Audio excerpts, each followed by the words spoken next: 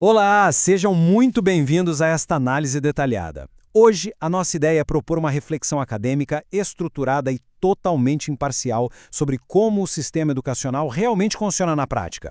E para fazer isso, a gente vai se aprofundar nas obras fascinantes do sociólogo francês Pierre Bourdieu.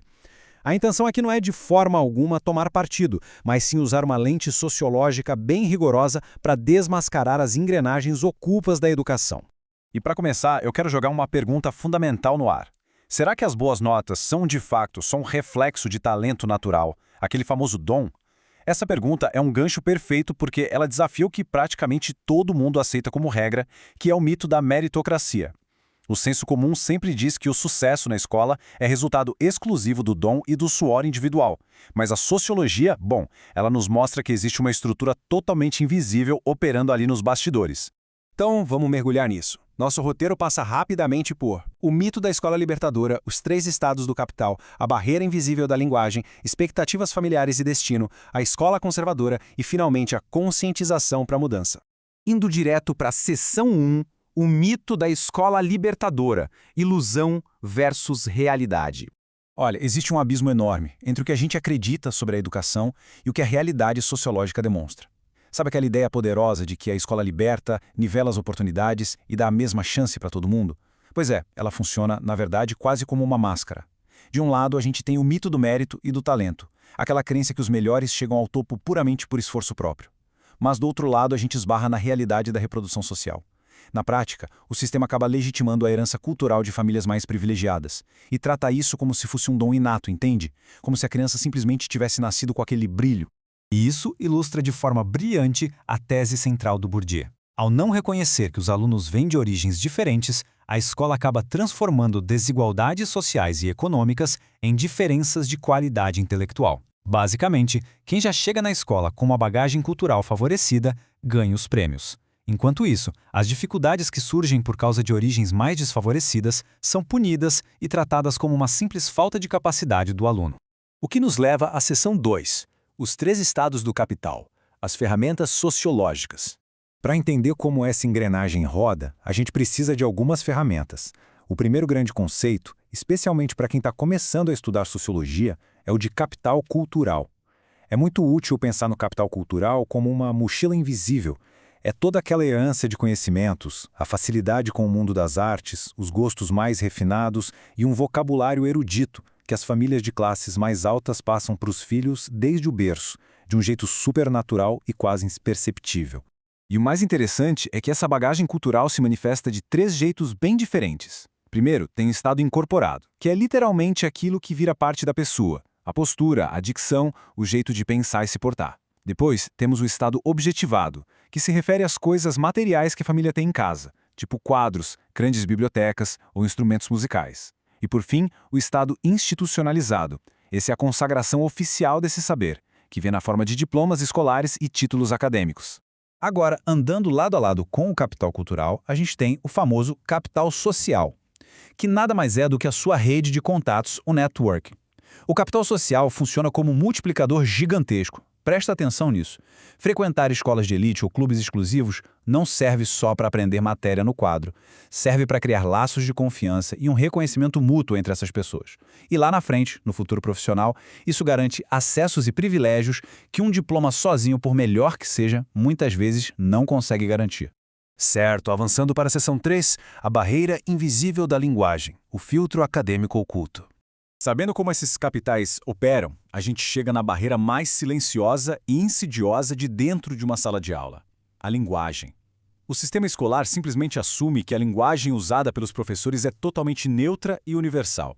Mas pensa bem, a sintaxe supercomplexa, as referências eruditas, a forma de pensar exigida pela escola, tudo isso é, na verdade, a língua materna das crianças das elites. Para um aluno que vem de uma classe popular, entrar na escola é quase como ter que aprender o idioma estrangeiro do zero, e pior, sem o dicionário na mão. E sabe quantos atalhos existem para adquirir esses códigos todos da linguagem acadêmica? 0. Exatamente. Não tem caminho mais curto. Entender as regras dessa linguagem exige muito tempo de exposição e uma socialização super metódica. Se você não tem essa familiaridade prévia de casa, a comunicação entre o professor e o aluno simplesmente se quebra ali mesmo. Vamos agora para a seção 4. expectativas familiares e destino. O caminho já escolhido.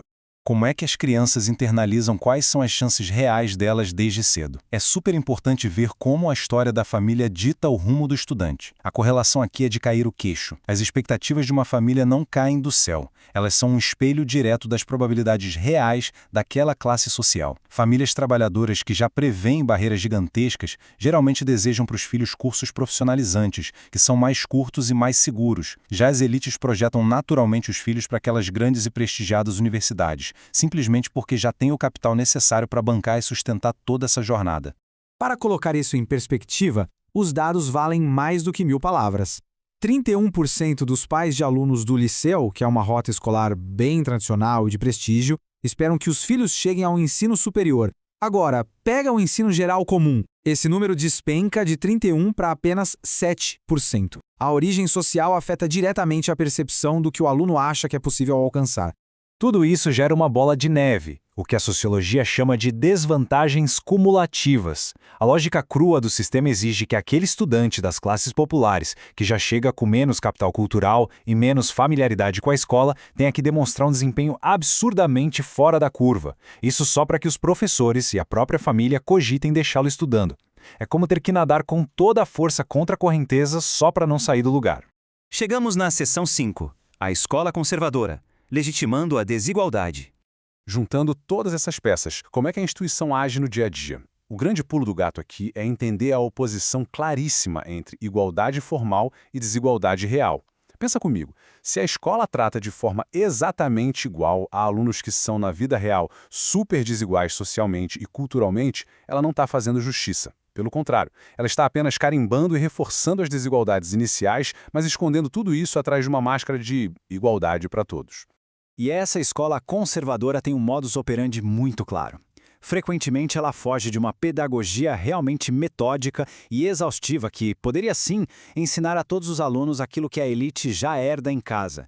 Em vez disso, ela prefere apostar no tal despertar de talentos inatos. Ela adora recompensar aquele aluno charmoso que parece saber tudo sem nunca ter tocado num livro e vai criando mecanismos super sutis para filtrar e deixar as classes populares pelo caminho ao longo dos anos. Finalmente, seção 6, conscientização para a mudança, o caminho a seguir. Diante de um diagnóstico tão pesado, quais são as saídas? A gente precisa de um esforço sistemático para quebrar esse ciclo, baseado em 3 passos super importantes. Primeiro passo, tirar a venda dos olhos e reconhecer que as regras do jogo e a reprodução social existem de verdade. Segundo passo, que é para ontem, abandonar completamente essa ideologia de que notas são reflexos de dons naturais que ninguém pode mudar. E o terceiro passo aponta para a criação de uma pedagogia que seja de fato racional e metódica, desenhada do zero para fornecer na sala de aula tudo aquilo que o ambiente familiar não conseguiu oferecer. Resumindo a história toda, o conhecimento sociológico mostra que não adianta só abrir mais vagas ou dar acesso aos mesmos prédios. Isso não é suficiente. Uma democratização de verdade exige uma escola que bata no peito e se recuse a ser neutra. Ela precisa transmitir de um jeito superativo, transparente e metódico os códigos, a linguagem e o capital cultural que, hoje em dia, só garantem o sucesso de quem já nasce em famílias privilegiadas. E essa citação avança para uma visão ética do problema que é libertadora. Quando a gente para de tratar o fracasso na escola como uma falha moral ou falta de inteligência do indivíduo, a gente muda o jogo. Culpar a vítima, ou seja, o estudante que simplesmente não herdou os códigos acadêmicos, é muito confortável para o sistema. Mas a partir do momento em que a gente tem essa conscientização, a responsabilidade por mudar isso passa a ser nossa, de toda a coletividade. E para fechar nossa análise de hoje, eu deixo uma provocação no ar para vocês pensarem. Armados com todos esses conceitos da sociologia, entendendo o peso imenso do capital cultural e dessas barreiras que a gente não vê, como é que o mito da meritocracia muda o jeito que a gente julga o sucesso ou fracasso de cada um? Avaliar de forma crítica o papel da nossa escola é só o primeiro passo. Fica aqui o convite para a gente continuar questionando essas estruturas que parecem tão normais no dia a dia. Um grande abraço e continuem refletindo.